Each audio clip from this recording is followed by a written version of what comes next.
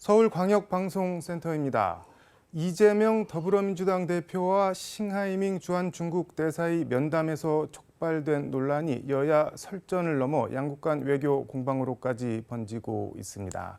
여의도 초대석 박지원 전 국가정보원장과 함께 정치 현안 이슈 얘기해보겠습니다. 원장님 어서 오십시오. 네, 안녕하세요. 원장님 오시기 전에 잠깐 원장님 페이스북 봤더니 비통한 심정이다, DJ가 떠오른다 이런 글을 올려놓으셨던데 뭐가 이렇게 비통하신 건가요? 60항쟁을 주최 단체인 곳에서 윤석열 대통령 퇴진 운동을 검토한다고 하니까 정부에서 또 국민의힘에서 참가하지 않는다. 이런 현실을 보고 과연 헌법 정신에 어긋나는 이런 일이 있을 수 있는가 하는 생각을 비통하게 생각했는데 아무튼 착잡합니다. 60 기념식 얘기는 조금 뒤에 하려고 했는데 말이 나온 김에 먼저 이걸 해보면은 이게 지금 60 민주항쟁 기념식이 정부 공식 법정 기념일이고 기념식 주체가 행정안전부인데 정부에서 아무도 안 오고 여당 지도부도 아무도 안 오고 근데 얘기를 좀 들어보니까는 행사 주관이 민주화 기념사업회인데 여기서 이제 범국민 추모제 후원하는데 그 범국민 추모제에서 윤석열 정권을 비판하거나 정권 퇴진 목소리가 나올 수도 있을 것 같은데 그런 행사에 후원을 검토하는 단체가 주관하는 기념식에 갈 수 있겠냐 뭐 이런 취지더라고요. 보니까 어떻게 봐야 될까요?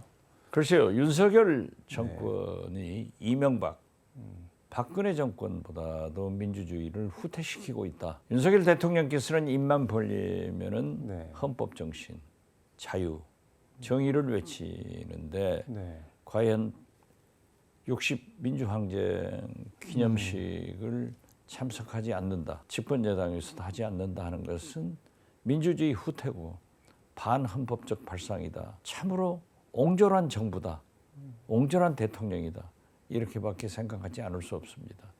만약 어떠한 국민들이 윤석열 대통령이 퇴진을 운동한다면 그분들은 우리 국민 아니에요? 어느 뭐 남미로 동남아시아로 이민시킬 거예요? 저는 대통령한테는 항상 찬반이 있습니다. 참고로 김대중 대통령이 합법화시킨 전교조 민노총에서 맨 먼저 김대중 대통령 퇴진운동을 벌였습니다. 그렇지만 김대중 대통령이 민노총 전교조를 인정하지 않았느냐? 이건 아니잖아요. 이렇게 획일적인 북한 같은 일을 어떻게 대한민국에서 할 수 있습니까? 북한이 김정은 퇴진운동하고 하면은 뭐 총살시키고 탄광 아버지로 보내는데 이거 대한민국이 이래서 되겠어요? 김동연 경기지사 같은 경우는 지금 체제는 60 항쟁으로 만들어진 87년 그 헌법 체제가 유지되고 있고 윤석열 대통령도 그 체제에 의해서 대통령 직선제에 의해서 뽑힌 8번째 대통령 아니냐. 근데 그 60 항쟁 기념식에 정부 인사가 아무도 안 가는 거는 자가당착이다. 뭐 이렇게 비판을 하던데 동의를 하시는 건가요? 맞는 말씀이죠. 도대체 윤석열 대통령이 왜 이러시는지 모르겠어요. 이 나라를 어디로 끌고 갈 거예요? 자기 반대하면은 퇴진운동하면은 전부 상대하지 않는다? 거듭 말씀드리지만은 이 김정은보다고 똑같아지는 것 아닌가? 저는 진짜 착잡합니다. 근데 그게 뭐 대통령이 가라 마라 하신 게 아니고 그냥 원래 행안부 차관이 오기로 돼 있었는데 그냥 알아서 안 온 걸 수도 있지 않을까요? 아니 뭐 어떻게 그러겠어요. 그 뜻이 전달되니까 다 일사불란하게 움직여지는 거죠. 행안부 차관이 무슨 권한으로 그러한 것을 결정하겠어요. 가고 말고를. 그렇죠. 알겠습니다. 이 얘기는 조금 뒤에 하고 지난 8일이죠. 이재명 대표랑 싱하이밍 주한 중국 대사가 만났는데 중국 대사가 만난 자리에서 중국 패배에 베팅하면 나중에 반드시 후회한다. 어떻게 보면 이게 그냥 정치권 논란에서 그치는 게 아니라 양국 정부가 서로 대사들 초치하고 외교 공방으로까지 막 번지고 있는데 이거 어떻게 봐야 될까요? 이거를? 우리가 본류를 보셔야지 말단 지엽적인 것을 지금 논하는 것은 바람직하지 않다. 지금 현재 윤석열 대통령은 미일 편중 외교로 인해서 중국 우리한테 경제 보복 또 나아가서는 안보 문제에서도 막대한 지장이 있는 것으로 판단됩니다. 그렇기 때문에 이재명 대표는 민주당 네. 야당 대표로서 대통령이 소홀히 하고 있는 중국 외교에 대해서 국익 차원에서 저는 싱하이밍 대사와 얘기를 나눴다고 생각합니다. 네. 그런데 여기에서 우리가 하나 짚고 넘어갈 것은 어떤 세계 내용인가요? 어느 나라에서 네. 외교 회담을 하는데 생중계를 하는 경우가 있습니까? 음. 이건 굉장히 서투른 짓을 해가지고 싱하이밍 대사가 이제 한 10여 문 네. 원고를 낭독하면서 좀 우리 국민들한테 우리 정부의 귀에 거슬리는 얘기를 한 건 사실이에요. 네. 저는 여기에서 불필요한 논란보다는 중국이 우리를 생각하는 것을 적나라하게 파악했고 우리 국민들도 잘 알았기 때문에 가장 중요한 경제 협력, 네. 안보 협력의 길로 모색하는 것을 생각해야지 이렇게 서로 치고받고 비난할 필요는 없다. 네. 그리고 저는 이재명 대표가 어떻게 됐든 윤석열 대통령의 미일 편중 외교를 중국과 네. 균형 외교를 하기 위해서 접촉한 것은 잘 됐다. 그리고 이것을 살려나가자 이렇게 말씀드립니다. 생중계 말씀을 해주셨는데 이게 만남 형식을 보면 중국 대사가 중국 대사 관저에 우리 제1당 야당 대표를 초청하는 형식으로 됐는데 싱하이밍 대사 평소 뭐 말씀하는 거나 이런 거 보면은 충분히 이런 좀 센 워딩이 나올 거를 예상을 할 수도 있었는데 좀 뭐 결과적으로 이용당한 거 아니냐 이재명 대표가 이런 지적도 있는데 그건 어떻게 보시나요? 싱하이밍 대사는 물론 네. 역대 중국 대사들을 보면은 좀 표현이 거칠어요. 네. 이건 사실이에요. 뭐 싱하이밍 대사가 다소 거칠었다 하더라도 그것은 그거고 우리가 가장 필요한 한중 관계의 경제 협력이나 안보 면에서도 잘 활용해야지 무조건 초등학생들처럼 싸우고 보는 그런 것은 옳지 않다. 이것은 대통령이 할 일이 정부가 할 일이 집권 여당이 할 일이 아닙니다. 국민의힘에서는 이 대표가 중국을 끌어들여서 윤석열 정부를 악마화하고 있다. 뭐 이렇게 비판을 했고 김기현 대표 같은 경우는 침략이라는 단어를 쓰면서 중국 대사 앞에서 이재명 대표가 굽신거렸다, 화가 난다 이렇게 평가를 했는데 그건 어떻게 보시나요, 여러분? 대통령을 빗대서 얘기하는 것은 좋지 않고 더욱이 침략자 운운하는 것은 그러면 한중 지금 수교 관계를 파탄내자는 거예요. 상대국한테 집권 여당의 대표가 침략자 이런 것은 부대변인이나 그렇게 대변인도 할 얘기지 아니고. 당 대표답지 못하다 저는 그렇게 봅니다. 알겠습니다. 이 얘기는 이 정도로 하고 60 기념식 불참 얘기했는데 이게 단순히 뭐 기념식 불참 정도가 아니라 민주화운동 기념사업회에 대해서 행안부가 특별감사에 나서겠다고 지금 밝혔는데 이거 어떻게 봐야 될까요? 이게 도대체 있을 수 있는 일입니까? 정부에 반하면 특별감사에서 예산 지원 안 한다. 행사 참여 안 한다. 이게 뭐 좀 비약적입니다만 만약 광주의 5.18 단체가 윤석열 대통령에 대한 반항을 한다고 하면은 인정 안 하는 거예요. 예산 지원 안 하는 거예요. 행사 안 오는 거예요. 이래서는 안 되죠. 민주주의 국가 네. 누구나 할 수 있는 거예요. 네. 대통령한테도 시민들이 국민들이 저항할 수 있는 것이 민주주의예요. 지금 만약에 다른 나라에서 60항쟁 국가기념일을 법정일을 정부에서 윤석열 대통령 퇴진운동을 하기 때문에 불참한다라고 했을 때 외국에서 우리나라 대통령을 우리나라를 어떻게 보겠어요? 그래서는 안 됩니다. 그러면 그러한 퇴진, 탄핵, 운운한 20, 30%의 국민을 어디로 이민 보내야 돼요? 국민 아니에요? 이건 아닙니다. 절대 이건 윤석열 대통령이 최근에 와서 네. 상당히 강경하게 시민단체, 노조, 방송 장악 이런 순서로 하고 있는데 또 한 번 네. 잘못의 길을 가고 있다. 저는 그렇게 봅니다. 지금 윤석열 대통령이 비영리 민간단체 국고 보조금 비리 엄단하고 철저히 환수하라 그러고 지원 끊겠다 지금 뭐 이러고 있는데 이제 시민단체 쪽에서는 뭐 비판 그냥 틀어막으려고 하는 거 아니냐 이렇게 반발을 하고 있고 이거 어떻게 해야 될까요? 그러면 물론 노조도 그러하지만은 시민단체도 잘못된 국가 보조금, 즉 국민의 세금이 사용됐다고 하면은 제재를 받아야죠. 네. 그건 제재를 하는 게 원칙입니다. 그렇지만 이것을 과잉 단속해서 다 해보니까 314억이 잘못 집행됐더라. 그런데 예산 편성에 314억인데 5천억을 삭감하고 시민단체 활동을 규제한다. 이것도 또 한 번 민주주의를 역행하는 반민주적 길이기 때문에 저는 개혁은 하라 이거죠. 잘못한 것은 개선해라. 그렇지만 무조건 모든 시민단체를 그렇게 압박하고 네. 하는 것은 옳지 않다. 저는 왜 이렇게 윤석열 대통령이 퇴행의 길을 가는지 진짜 이해가 할 수 없습니다. 퇴행으로 가고 있는 그 건가요? 민주주의 퇴행 아니에요.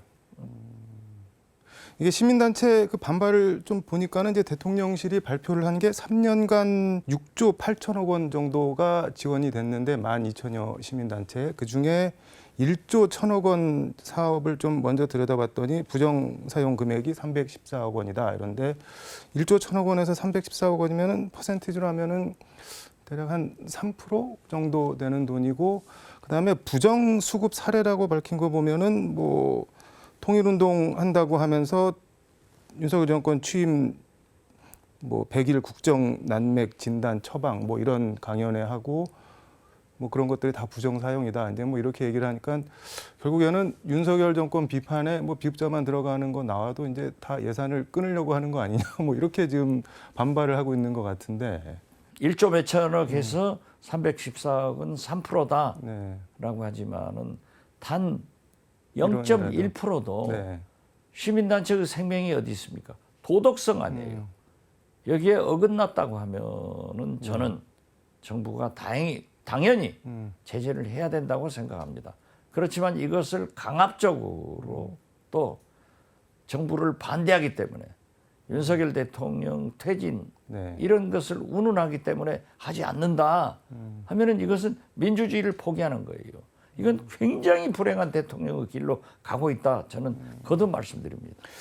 알겠습니다. 조국 전 장관이 경남 양산 문재인 전 대통령 평산 책방을 방문을 해갖고 일일 책방지기하고 문 전 대통령이랑 뭐 소주도 한 잔 같이 하고 그렇게 하신 모양인데 어떻게 보셨나요? 저도 그 보도를 보았습니다. 네. 모처럼 가셨으니까 뭐 두 분이 네. 그렇게 술 한잔 하면서 모든 얘기를 나눌 수 있어요. 그리고 제가 아마 여기에서 이 여의도 초대석에서 말씀해가지고 굉장히 크게 보도됐었는데 조국 네. 전 장관이 출마할 것이다. 제가 그 관악구 봉천동이에요. 네. 본전 순댓국집이 있는데 네. 그 집이 아주 맛있습니다. 제가 자주 다녀요. 네. 거기에서 가서 물어보면은 그 옆 아파트에 조국 전 장관이 살고 계신다고 그래요. 그래서 그 동네 사람 사당동 아니었나요? 조국 전 장관 집? 지금 봉천동에 사세요. 아, 지금 아예 관악구로 옮기신 예, 관악구로 가셨어요. 아. 그렇기 때문에 이제 서울대 교수고 관악구에 서울대가 있기 때문에 네. 굉장히 그 동네 사람들도 그걸 유심히 보더라고요. 그 동네에서는 나오는 걸로 지금 뭐 기정사실을 하고 있는 모양이네요. 아니 그러면. 글쎄요. 그런데 네. 또 그 본전 순대국 옆에 다음 골목에 가면은 제 후배 딸이 하는 커피숍이 있어요. 네. 그 커피숍에 제가 가서 이제 거기에는 이제 동네 사람들이 많이 모이더라고요. 네. 그래서 조국 장관이 어디서 사냐? 여기서 산다. 그러면 활동을 하더냐? 전혀 그런 건 없다고 그래요. 지금 뭐 조국 장관이 네. 어디에서 지역구 활동을 하는 것은 아니지만은 이번 보도를 보니까 아, 출마할 것 같다. 저는 그렇게 느꼈습니다. 뭐 길 없는 길을 걸어가겠다 이렇게 적었던데 그럼 그게 그렇죠. 나가겠다는 그렇기 뜻으로 때문에 지금 조국 장관의 일 가족이 네. 엄청난 시련을 겪고 있지 않습니까? 지금 현재는 길이 없죠. 그렇기 때문에 그 길을 개척해서 가겠다 하는 것은 상당한 비장한 각오를 나타낸 것이다. 저는 그렇게 봅니다. 길 없는 곳에서 길을 만들어내는 게 총선이 길이 될 수가 있을까요? 조국 전 장관이나 그 가족한테? 글쎄요, 어떻게 됐든 출마를 해서 네. 당선된다고 하면은 또 다른 길이 되겠죠. 근데 두 가지가 궁금한 게 민주당이나 이재명 대표가 조 전 장관한테 공천을 주겠냐 하는 것, 그리고 공천을 줬을 때 민주당이 가령 다음 총선을 뭐 윤석열 정권 심판론 이런 프레임으로 가져갈 수도 있는데 그런 거를 선거 전략을 짜는데 오히려 조금 뭐랄까 헛갈리게 하고 결과적으로 뭐 민주당한테 안 좋은 거 아니냐 뭐 그런 지적도 있을 것 같은데 그런 건 어떻게 보시나요? 우선 조국 장관이 출마하려는지 안 하려는지도 모르고 네. 민주당에 입당을 해서 공천 신청을 하려는지 아닌지도 모르는 상태에서 제가 섣불리 얘기할 수는 없어요. 제가 단지 오래전에 네. 분당 재보궐선거가 났을 때 조국 네. 서울법대 교수였어요. 교수를 만나서 민주당에 입당해가지고 네. 분당 재보궐선거에 나가달라 이렇게 얘기를 했더니 자기는 정치에 나올 생각이 없다. 그러면서 실질적으로 보면은 민노당 네. 그 노회찬 의원하고 굉장히 가까워서 그쪽에 많은 활동을 하고 계신다고 얘기를 하더라고요. 그러니까 지금 현재 조국 장관이 스스로 그냥 무소속으로 출마를 할지 민주당으로 올지 또 다른 당으로 갈지 그것은 모르는데 제가 섣불리 얘기할 수는 없어요. 없죠. 그렇지만 조국 장관으로서는 무엇인가를 모색하고 있구나 이렇게는 느꼈습니다.